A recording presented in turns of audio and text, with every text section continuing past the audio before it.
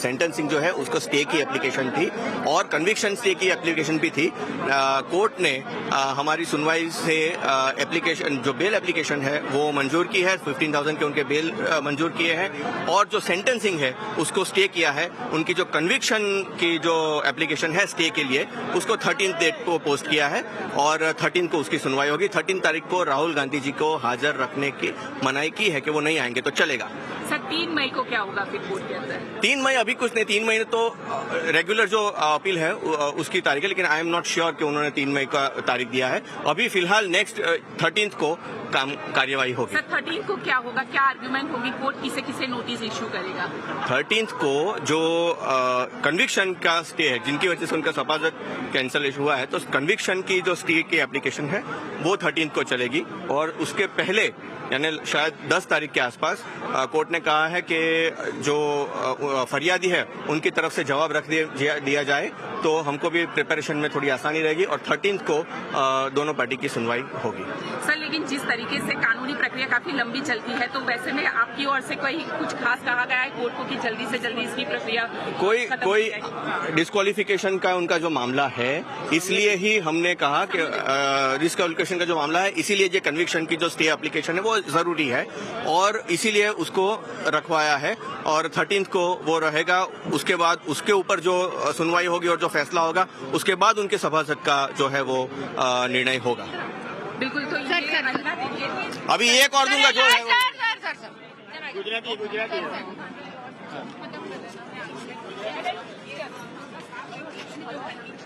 मोठी बातमी आपण पाहतोय। राहुल गांधीने सुरत न्यायालयाकडून दिलासा मिळालेला आहे आणि त्याचीच कोर्टाच्या नंतरची दृश्य आपण पाहतोय।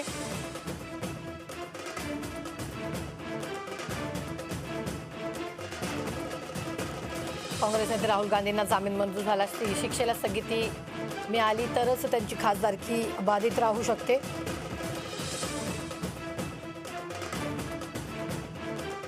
आत्ताच्या क्षणाची ही मोठी बातमी आपण सध्या पाहतोय न्यूज स्टेटवर। राहुल गांधींना सुरत कोर्टाकडून जामीन मंजूर झालेला आहे।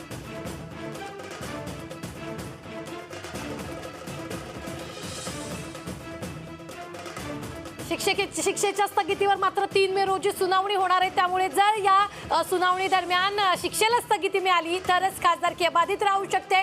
मोठी बातमी आत्ताच्या क्षणाची आपण पाहतोय। मात्र या सगळ्या दरम्यान आज जेव्हा सुरत न्यायालयाला जाण्यासाठी काँग्रेसचे नेते निघालेले होते त्यांना अडवण्याचा प्रयत्न करण्यात आला।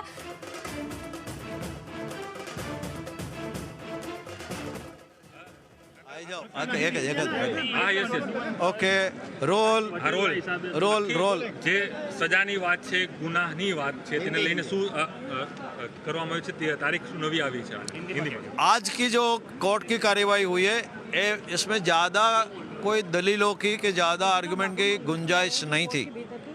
इसकी वजह ये कि जो 2 साल की सज़ा है उसके पर अपील है, as a matter of course दाखिल होती है, तो उसमें ज़्यादा दलील की कोई अवकाश की गुंजाइश नहीं थी। 2 साल की सज़ा में जमानत देना वो में भी एक एक्सेप्टेड प्रिंसिपल है कि 3 साल तक की सज़ा होती है तो जमानत मिल जाती है, बेल ग्रांट होता है।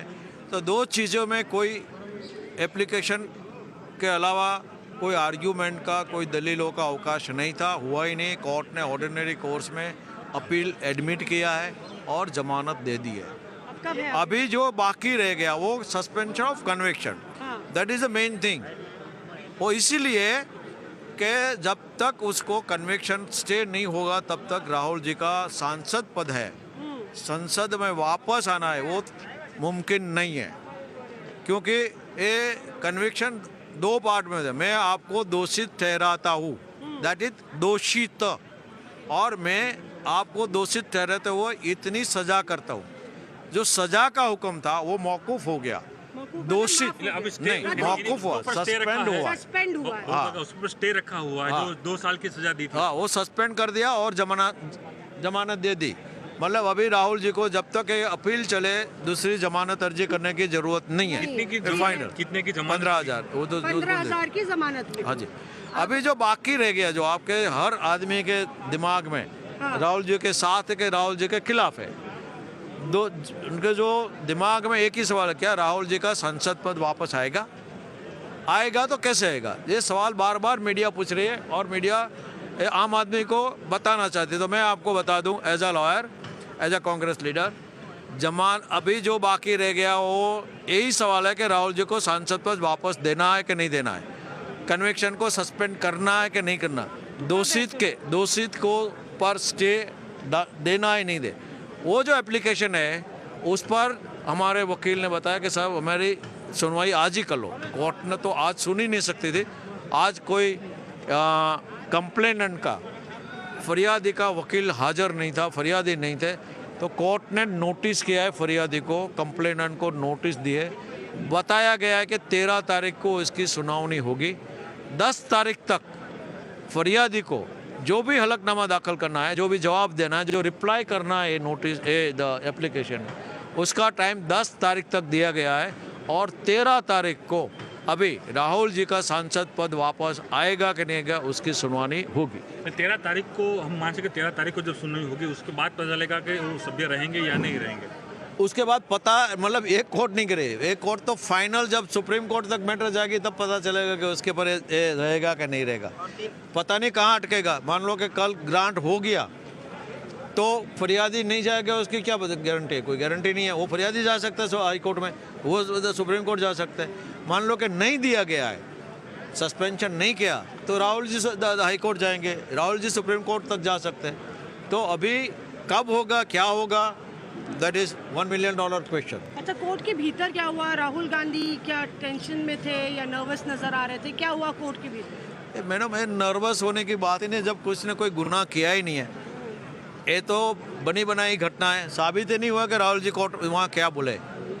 हम सब मानते कि हम सब जानते, चलो मान के चलो कि हम सब जानते क्या बोला, लेकिन ये तो कोर्ट है, एविडेंस की है। जब तक आप एविडेंस कोर्ट में रखोगे नहीं, साबित नहीं करोगे कि राहुल जी ने क्या बोला और बोलने की वजह क्या थी और उसका इरादा क्या था, तीनों चीज़ें देखनी पड़ती। जब डिफेमेशन आप कर रहे तो उसका वजह और इरादा दोनों देखना चाहिए।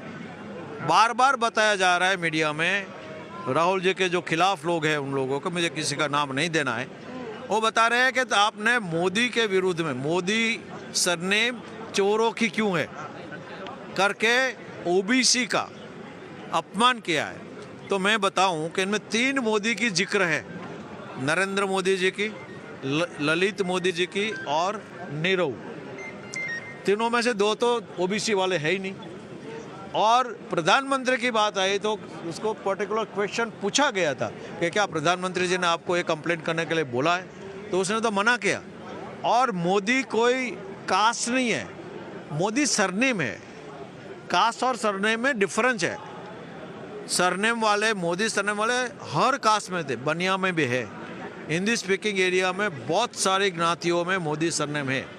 यहाँ भी पारसे में भी मोदी है, यहाँ और बनिया में भी मोदी है। तो ये ओबीसी समाज की, मतलब पुणेश जी ओबीसी समाज के वो से अपने बता रहे, तो मेरी बेइज्जती हुई और मेरे समाज की बेइज्जती हुई, जो कहना है वो गलत है। एक चीज और पूछनी थी इसमें, ये राहुल गांधी ने जिस तरह से किया है, तो क्या इन पर्सन उनको आना पड़ेगा 13 अप्रैल को ना, या सिर्फ रिप्रेजेंटेशन से चलेगा? नहीं, लॉयर से हाजिर रहेंगे। कोर्ट ने मुझे ऑर्डर कर दिया कि उनको नेक्स्ट टाइम आने की जरूरत नहीं है। अच्छा, खुद आने की जरूरत नहीं? नहीं। ये 3-5 जो डेट है वो कौन सी? दूसरे 3 मई की कोई देर? 3 मई की है और 13। किसी का दिमाग का फिरा हुआ नतीजा है। कोई 3 मई की डेट है ही नहीं, किसी ने अफवाह फैलाई है। अभी जो होना है वो 13 को होगा, या तो 13 के बाद कोर्ट कोई मान लो कि कोई वजह से 13 को सुनवाई नहीं हुई तो कोर्ट जो डेट देगी।